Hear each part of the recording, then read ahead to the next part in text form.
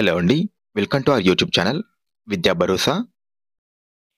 ఈ వీడియోలో మనం భారతీయ సమాజం నుంచి మహిళలు మరియు హింస అనేటువంటి అంశం మీద అంటే వైలెన్స్ అగైనిస్ట్ వుమెన్ అనేటువంటి అంశం మీద వీడియో చేయటం అటువంటిది జరిగిందండి. ఈ వీడియోని ఎక్కడ స్కిప్ చేయకుండా పూర్తిగా చివరి వరకు చూడండి. అప్పుడే మీకు ఈ టాపిక్ మీద పూర్తి అవగాహన రావటం అటువంటిది జరుగుతుంది. అలాగే మన ఛానల్ ఇంకా ఎవరైతే సబ్స్క్రైబ్ చేసుకోలేదో వారు వెంటనే సబ్స్క్రైబ్ చేసుకోండి. అలాగే పక్కనే ఉన్నటువంటి బెల్ ఐకాన్ మీద క్లిక్ చేసి నోటిఫికేషన్స్ అన్ని కూడా ఆన్‌లోనే పెట్టుకోండి. ఇక లేట్ చేయకుండా వీడియోలోకైతే వెళ్ళిపోదామండి. మొదటి ప్రశ్న, ఈ క్రింది వానిలో సరి అయినవి గుర్తించండి అనేటువంటిది ప్రశ్న అండి. సో మనము ఒకసారి ఆప్షన్స్ ఏంటో పరిశీలిస్తే ఆప్షన్ ఏ, యూఎన్ డిక్లరేషన్ ప్రకారం స్త్రీ పురుషుల మధ్య గల అసమానతలే మహిళలపై హింసగా పేర్కొంటారు అనేటువంటిది ఇవ్వటం జరిగింది. సో మనకు ఇది సరైనదేనండి. ఈ యూఎన్ డిక్లరేషన్ అనేటువంటిది సంస్థ స్త్రీ పురుషుల మధ్య ఉన్నటువంటి అసమానతలనే మహిళలపై హింసగా పేర్కొంటారు అనేటువంటిది చెప్పటం జరిగింది. సో మనకు ఆప్షన్ ఏ అనేటువంటిది సరైన సమాధానం. అలాగే option B, United Nations Development Fund for Women యొక్క వెబ్సైట్లో 2006వ సంవత్సరపు నివేదికలో మహిళల హింస గురించి పేర్కొన్నారు అనేటువంటిది మనకు ఇవ్వటం జరిగింది. సో మనకు ఇది కూడా సరైన అంశమే. ఈ United Nations Development Fund for women అనేటువంటి వెబ్సైట్ ఏదైతే ఉందో అందులో 2006వ సంవత్సరానికి సంబంధించినటువంటి నివేదికలో మహిళలు గురయ్యేటువంటి హింస గురించి మనకు అందులో చెప్పడం అనేటువంటిది జరిగిందండి. సో మనకు ఇది కూడా సరైన అంశమే. అలాగే ఆప్షన్ సి, ప్రపంచంలోని స్త్రీలలో ప్రతి ముగ్గురిలో ఒక స్త్రీపై బలవంతపు అనుభవించడం అనేటువంటిది మనకు ఇవ్వటం అయితే జరిగిందండి. సో మనకు ఇది కూడా సరైన అంశమే. ఎందుకు అనేటువంటిది మనం ఒకసారి పరిగణలోకి తీసుకుంటే, ప్రపంచంలోని స్త్రీలలో ప్రతి ముగ్గురిలో కూడా ఒక స్త్రీపై బలవంతంగా ఆమెకు తెలిసిన వారే ఆమెను కొట్టడం, అలాగే ఆమెను బలవంతంగా అనుభవించడం వంటి అనేకమైనటువంటి హింసాత్మకమైనటువంటి చర్యలను వారిపై చూపుతున్నారు అనేటువంటిది మనకు యూఎన్ నేషన్స్ అంటే United Nations Development Fund for Women యొక్క వెబ్సైట్లో 2006వ సంవత్సరపు నివేదికలో అప్పటి ఐక్యరాజ్య సమితి సెక్రటరీ జనరల్ అయినటువంటి కోఫీ ఆనన్ గారు మనకు ఈ నివేదికలో చెప్పారు అనేటువంటిది ఇక్కడ ఇవ్వటం జరిగిందండి. సో మనకు ఇచ్చినటువంటి 3 అంశాలు కూడా సరైనవే కాబట్టి ఆప్షన్ 3 అనేటువంటిది సరైన సమాధానం అండి. తర్వాత ప్రశ్న, ఈ క్రింది వాటిలో సరైనవి గుర్తించండి అనేటువంటిది ప్రశ్న అండి. సో మనం ఒకసారి ఆప్షన్స్ ఏంటో పరిశీలిస్తే option A, UN general assembly 1975వ సంవత్సరాన్ని అంతర్జాతీయ మహిళా సంవత్సరంగా ప్రకటించింది అనేటువంటిది ఇవ్వటం జరిగిందండి. సో మనకు ఇది సరైనదేనండి. ఈ యూఎన్ జనరల్ అసెంబ్లీ అనేటువంటిది ఏదైతే ఉందో ఇది 1975వ సంవత్సరాన్ని అంతర్జాతీయ మహిళా సంవత్సరంగా ప్రకటించడం అనేటువంటిది జరిగిందండి. అలాగే ఆప్షన్ బి, సామాజికంగా పరిణతి పొందిన వారు లేదా పరస్పర వ్యక్తిగత నైపుణ్యాలు కొరబడిన వారు హింసా బాధితులుగా పరిగణిస్తారు అనేటువంటిది మనకు ఇక్కడ ఇవ్వటం అయితే జరిగిందండి. అంటే ఎవరైతే పరస్పర వ్యక్తిగత నైపుణ్యాలు కొరబడి ఉంటారో అంటే ఇంటర్పర్సనల్ స్కిల్స్ ఎవరైతే లాస్ అయి ఉంటారో అటువంటి వారిని హింసకు బాధితులుగా పరిగణిస్తారు అనేటువంటిది ఇక్కడ చెప్పటం అయితే జరిగిందండి. సో మనకు ఆప్షన్ బి కూడా సరైనదే. అంటే ఏమీ లేదండి. ఇక్కడ ఒక వ్యక్తికి ఇతరులతో సమర్థవంతంగా మాట్లాడేటువంటి తెలివితేటలు లేదా నైపుణ్యాలు అనేటువంటివి లేకుండా ఉంటాడో అటువంటి వ్యక్తి హింస బాధితుడిగా పరిగణిస్తారు అనేటువంటిది మనకి ఇక్కడ చెప్పడం అనేటువంటిది జరిగిందండి. అలాగే ఆప్షన్ సి, భర్త లేదా మెట్టినింటి వారు రోగపూరిత మూర్తితత్వం కలిగినటువంటి వారైనప్పుడు హింసా బాధితులుగా పరిగణిస్తారు అనేటువంటిది ఇక్కడ ఇవ్వటం జరిగిందండి. ఇక్కడ రోగపూరిత మూర్తితత్వం అంటే ఏం లేదండి, ప్యాథలాజికల్ పర్సనాలిటీ లేదా ప్యాథలాజికల్ బిహేవియర్ అని అంటారండి వీటిని ఇంగ్లీష్‌లో. అంటే భర్తకు సంబంధించినటువంటి కుటుంబ సభ్యులు ఎవరైతే మానసిక ఆరోగ్య స్థితి సరిగ్గా లేకుండా ఇతరుల పట్ల సమస్యలను కలిగించే విధంగా వారు ప్రతిస్పందిస్తారో అప్పుడు వారిని హింసా బాధితులుగా పరిగణిస్తారు అనేటువంటిది మనకు చెప్పడం అయితే జరిగిందండి. అంటే ఇచ్చినటువంటి 3 అంశాలు కూడా మనకు సరైనవే కాబట్టి ఆప్షన్ 2 అనేటువంటిది సరైన సమాధానం అండి. సో గైస్, ఈ వీడియో నచ్చితే ప్లీజ్ ఒక చిన్న లైక్ చేయడం మాత్రం మర్చిపోకండి. మీరు లైక్ చేయడం ద్వారా ఇలాంటి మరెన్నో యూస్‌ఫుల్ వీడియోస్‌ని మీకు అందివ్వటానికి మాకు కొంచెం సపోర్ట్‌గా ఉండటం అయితే జరుగుతుందండి. సో ప్లీజ్ వీడియోని లైక్ చేయడం మాత్రం మర్చిపోకండి. అలాగే నెక్స్ట్ క్వెషన్, ఈ క్రింది వాటిలో సరైనది గుర్తించండి అనేటువంటిది ప్రశ్న అండి. అయితే క్రింద కొన్ని మహిళలపై జరిగేటువంటి హింసలకు కారణాలను ఇవ్వటం అనేటువంటిది జరిగింది. వాటిలో సరైన వాటిని గుర్తించండి అనేటువంటిది ప్రశ్న. సో మనం ఒకసారి ఆప్షన్స్ ఏంటో పరిశీలిస్తే ఆప్షన్ ఏ, దేశంలో అనాది కాలం నుండి వస్తున్న పితృస్వామిక వ్యవస్థ వలన మహిళలపై హింస జరుగుతుంది అనేటువంటిది ఇవ్వటం జరిగింది. సో, ఇది సరైనదండి. ఎందుకంటే మనకు పూర్వకాలం నుండి కూడా పితృస్వామిక వ్యవస్థ అనేటువంటిది అందుబాటులో ఉండేదండి. ఈ పితృస్వామిక వ్యవస్థ ఎలా ఉండేది అంటే, తండ్రి కుటుంబ పెద్దగా ఉంటూ ఆధిపత్యం అంతా కూడా తండ్రిదే ఉండటం అటువంటిది జరిగేది. సో, ఇటువంటి పితృస్వామిక వ్యవస్థ వలన మహిళలను చులకనగా చూస్తూ వారిపై అనేక రకాలైనటువంటి హింసలకు వారిని గురి చేసేవారు. సో, ఇలా పితృస్వామిక వ్యవస్థ అనేటువంటిది మహిళల హింసకు కారణమవటం అటువంటిది జరిగింది. అలాగే వరకట్న వ్యవస్థ మనకు భారతదేశంలో ఎప్పటినుంచో వరకట్న వ్యవస్థ అనేటువంటిది అందుబాటులో ఉంది. ఈ వరకట్న వ్యవస్థ వలన అంటే ఎక్కువ కట్నాన్ని ఆశిస్తూ మహిళలపై అనేక రకాలైనటువంటి అంటే శారీరకంగా వారిని హింసించడం అనేటువంటిది జరిగేది. సో, మనకు వరకట్న వ్యవస్థ అనేటువంటిది కూడా సరైనదేనండి. అలాగే ఆప్షన్ సి సమాజంలో నైతిక విలువలను కోల్పోవటం వలన మహిళలపై అనేక రకాల హింసలు జరుగుతాయి అనేటువంటిది ఇవ్వటం జరిగిందండి. సో, మనకు ఇది కూడా సరైనదే. అంటే సమాజంలో నైతిక విలువలు అంటే మనిషి తన యొక్క నైతిక విలువలను కోల్పోయి మహిళలపై చిత్ర విచిత్రాలైనటువంటి హింసలకు వాళ్ళని గురి చేయడం అనేటువంటిది జరిగేది. అంటే తన, మన అనేటువంటి భేదాలు మర్చిపోయి సొంత వారినే మనం హింసించడం అంటే సొంత మహిళనే హింసించడం అనేటువంటిది ఎన్నో చూస్తూ ఉన్నాం. సో, ఇలా సమాజంలో నైతిక విలువలను ఒక వ్యక్తి కోల్పోవటం వలన మహిళలపై ఎన్నో రకాలైనటువంటి హింసలకు వారు గురవటం అనేటువంటిది జరిగేది. సో, మనకు ఇచ్చినటువంటి వాటిలో 3 అంశాలు కూడా సరైనవే కాబట్టి ఆప్షన్ 2 అనేటువంటిది సరైన సమాధానమండి. తర్వాత ప్రశ్న. ఈ క్రింది వానిలో సరైన వాటిని గుర్తించండి అనేటువంటిది ప్రశ్నండి. అయితే క్రింద కొన్ని మానభంగాలకు సంబంధించి అంటే మనకిక్కడ లైంగిక హింసలో అత్యాచారం అనేటువంటిది అతి భయంకరమైనటువంటి హింస అండి. అయితే అటువంటి అత్యాచారానికి సంబంధించి అంటే ఇక్కడ అత్యాచారం అంటే మానభంగం అని కూడా అంటారండి. సో, ఈ మానభంగానికి సంబంధించి కొన్ని అంశాలు ఇవ్వటం అటువంటిది జరిగింది. వాటిలో సరైన వాటిని గుర్తించండి అనేటువంటిది ప్రశ్న. సో, మనం ఒకసారి ఆప్షన్స్‌ని పరిశీలిస్తే ఆప్షన్ ఏ ప్రపంచంలో మానభంగాలకు రాజధాని చైనా అనేటువంటిది అంటే రేప్ క్యాపిటల్‌గా చైనాని ఇవ్వటం అటువంటిది జరిగింది. సో, మనకిది రాంగ్ అండి. ఎందుకు అంటే ప్రపంచంలో మానభంగాలకు రాజధాని ఏది అంటే మన భారతదేశం అండి. సో, ఆప్షన్ ఏ అనేటువంటిది రాంగ్‌గా ఇవ్వటం జరిగిందండి. అలాగే ఆప్షన్ బి భారత్‌లో మానభంగాలకు రాజధాని ఏది అంటే హైదరాబాద్ అనేటువంటిది ఇవ్వటం జరిగింది. సో, మనకు ఇది కూడా రాంగేనండి. ఎందుకు అంటే భారత్‌లో మానభంగాలకు రాజధానిగా ఢిల్లీను పేర్కొనడం అయితే జరిగిందండి. సో, మనకు ఆప్షన్ బి కూడా రాంగ్‌గా ఇవ్వటం జరిగింది. అలాగే option C NCRB crime India report Ram Ahuja ప్రకారం ఇంట్లోనే లైంగిక దాడులకు అవకాశం ఎక్కువ అనేటువంటిది ఇక్కడ చెప్పటం జరిగిందండి. సో, ఇది సరైనదండి. ఎందుకంటే ఇక్కడ రామ్ అహుజా అంటే ఈయన సోషల్ ప్రాబ్లమ్స్ ఇన్ ఇండియా అనేటువంటి పుస్తకాన్ని ఈయన రచించడం జరిగింది. ఈయన ఎన్‌సీఆర్‌బీ క్రైమ్ ఇండియా రిపోర్ట్‌ను ఆధారంగా చేసుకొని ఇంట్లోనే లైంగిక దాడులు జరిగేటువంటి అవకాశం ఎక్కువగా ఉందని ఈయన భావించడం అటువంటిది జరిగిందండి. సో, మనకు ఇచ్చినటువంటి 3 అంశాల్లో ఆప్షన్ సి అనేటువంటిది సరైనది కాబట్టి option 3 is the right answer అండి. తర్వాత ప్రశ్న. ఈ క్రింది వాటిలో సరైన వాటిని గుర్తించండి అనేటువంటిది ప్రశ్న అండి. అయితే ఒకసారి ఆప్షన్స్ ఏంటో పరిశీలిద్దాం. ఆప్షన్ ఏ స్త్రీల మరియు మహిళల కిడ్నాప్‌లో ఎక్కువగా 15-30 సంవత్సరాల మధ్య వయసు వారు ఉన్నారు అనేటువంటిది ఇవ్వటం జరిగింది. సో, మనకు ఇది సరైనదండి. నేషనల్ క్రైమ్ రికార్డ్స్ బ్యూరో ప్రకారం కిడ్నాప్‌లలో అత్యధికంగా అంటే ఎక్కువగా స్త్రీలు మరియు మహిళల కిడ్నాప్‌లలో 15-30 సంవత్సరాల మధ్య వయసు ఉన్నవారు అధికంగా ఉన్నారు అనేటువంటిది మనకు ఎన్‌సీఆర్‌బీ రిపోర్ట్ చెప్పడం అటువంటిది జరిగిందండి. అలాగే ఆప్షన్ బి అపహరణకు ప్రధాన కారణాలు భిక్షాటన మరియు పడుపు వృత్తి అలాగే ప్రతీకారం చెల్లింపు అనేటువంటిది ఇవ్వటం జరిగింది. సో, మనకు ఇది కూడా సరైనదండి. ఇక్కడ అపహరణకు అంటే ఇక్కడ మహిళలను అపహరించటానికి కొన్ని ప్రధాన కారణాలుగా చెప్పడం అనేటువంటిది జరిగిందండి. అందులో మొదటిది భిక్షాటన అంటే రోడ్ల ప్రక్కన అడుక్కోవటం, అలాగే పడుపు వృత్తి అనగా వేశ్య వృత్తిని కొనసాగించటం, అలాగే ప్రతీకారం చెల్లింపు అంటే కోపంతో అంటే పూర్వం జరిగినటువంటి గొడవలను మనసులో పెట్టుకొని ప్రతీకార చర్యగా వారిని అపహరించటం అనేటువంటి కొన్ని ప్రధాన కారణాలను అపహరణకు కారణాలుగా చెప్పుకోవటం అనేటువంటిది జరుగుతుందండి. ఆప్షన్ సి మహిళలపై యాసిడ్ దాడులపై రాసినటువంటి ప్రముఖ గ్రంథం లాస్ వరల్డ్ అనేటువంటిది ఇవ్వటం జరిగిందండి. సో, ఇది కూడా సరైనదేనండి. ఇక్కడ మహిళల యాసిడ్ దాడులపై రాసినటువంటి గ్రంథం ఏది అంటే లాస్ వరల్డ్ అండి.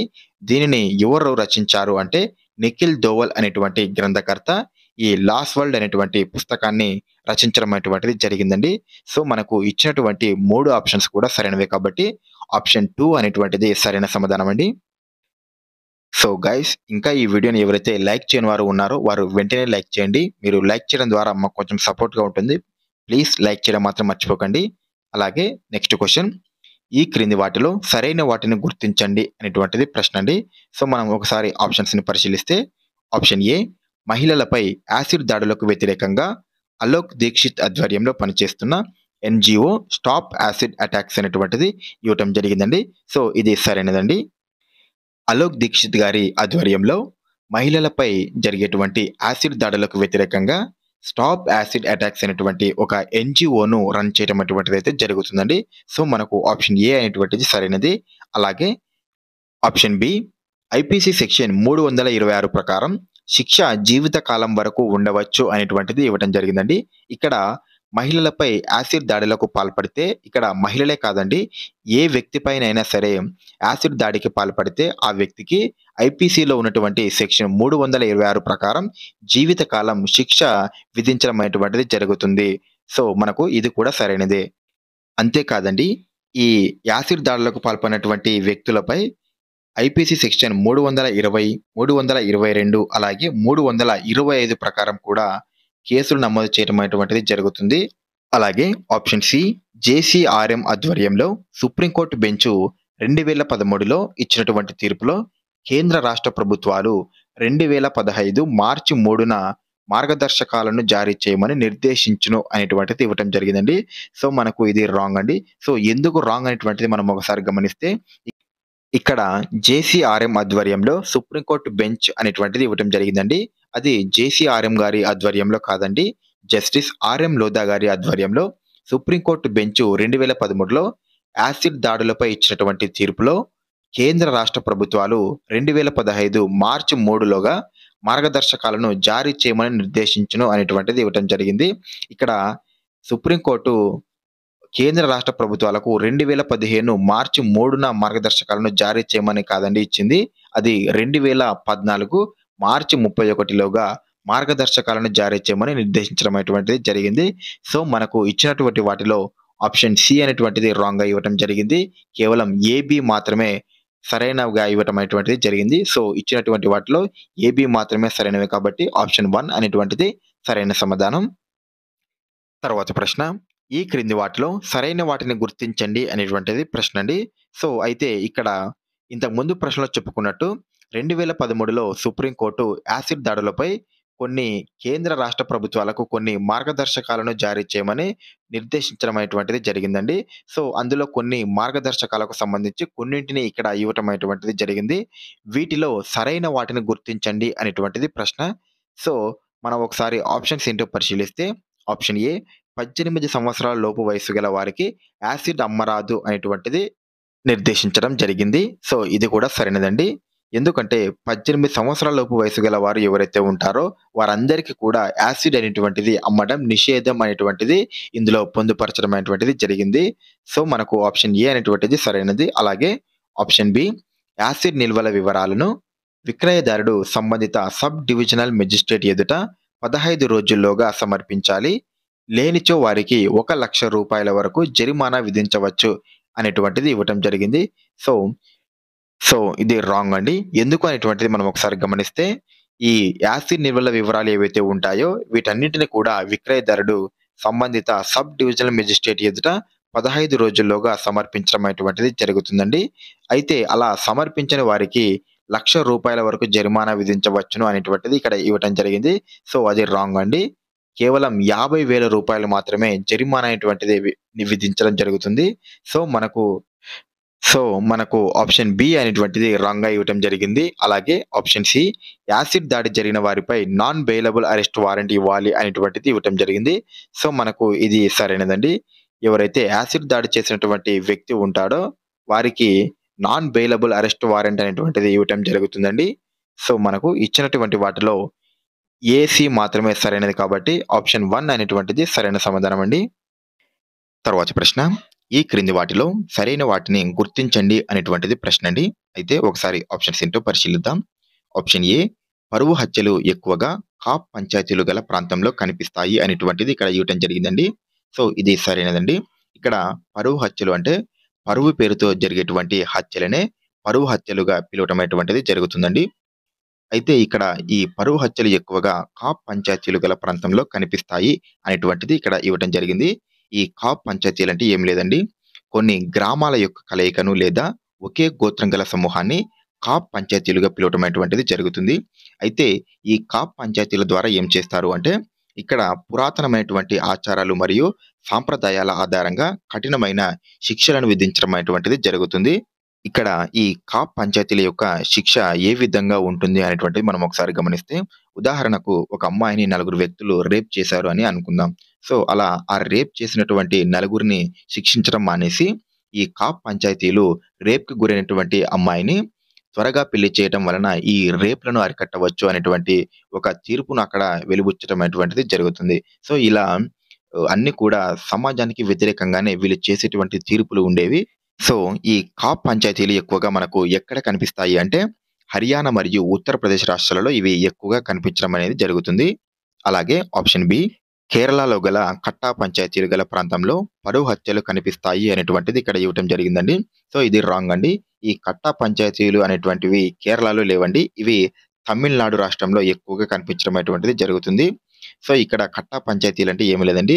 ఇంతకుముందు మనం కాప్ పంచాయతీలు గురించి చెప్పుకున్నాం కదండీ. సో, అలా హర్యానాలో ఏ విధంగా హర్యానా మరియు ఉత్తరప్రదేశ్‌లో కాప్ పంచాయతీల ద్వారా ఏ విధంగా అయితే మనం పరువు హత్యలు జరుగుతాయని చెప్పుకున్నామో, ఇక్కడ తమిళనాడు రాష్ట్రంలో ఈ కట్టా పంచాయతీలు గల ప్రాంతాలలో ఈ పరువు హత్యలనేటువంటివి ఎక్కువగా మనకు కనిపించడం అనేది జరుగుతుంది.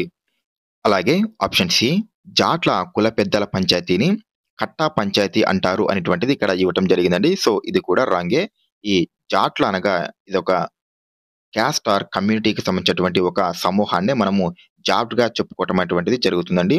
అయితే ఈ జాట్ల కులం యొక్క పెద్దల పంచాయతీని కట్టా పంచాయతీ అనేటువంటి పేరుతో కాదు, దీనిని కాప్ పంచాయతీ అనేటువంటి పేరుతో పిలవటం అనేటువంటిది జరుగుతుంది.